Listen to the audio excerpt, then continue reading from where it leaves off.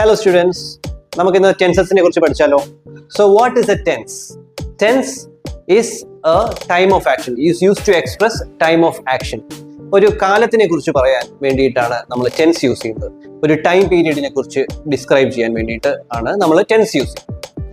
Tense മൂന്നായിട്ടുണ്ട്. ആദ്യത്തെ present tense, second is past tense and third is future tense. നമുക്ക് ആദ്യം സിമ്പിൾ പ്രസന്റിനെ കുറിച്ച് പഠിക്കാം.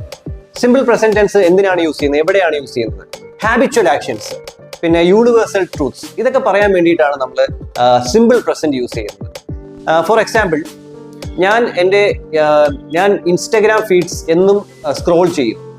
അത് എന്നും ചെയ്യുന്ന കാര്യമാണ്. എന്നും ഞാൻ ഇൻസ്റ്റഗ്രാം സ്ക്രോൾ ചെയ്യുവാണ്. അപ്പോൾ അതിനെക്കുറിച്ച് പറയുവാണെങ്കിൽ വേണ്ടിയിട്ട് എനിക്ക് സിമ്പിൾ പ്രസന്റ് യൂസ് ചെയ്യാം. അത് ഞാൻ ഇംഗ്ലീഷിൽ എങ്ങനെ പറയും? I use to scroll Instagram feeds every day. Next, ഹ്യൂമൻസിന് ബ്രീത്ത് ചെയ്യുവാൻ ഓക്സിജൻ വേണം.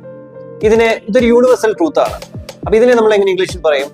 Humans need oxygen to breathe daily, occasionally, every day,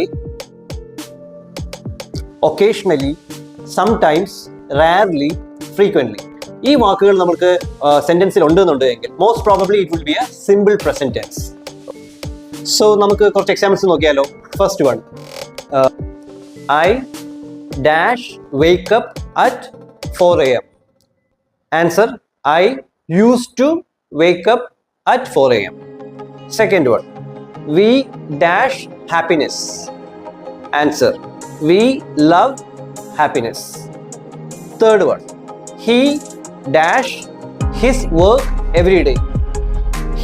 Answer, he does his work every day.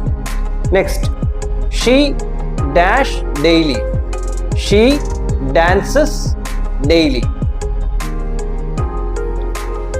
Last one, they dash often on the rooftop. Answer, they play often on the rooftop.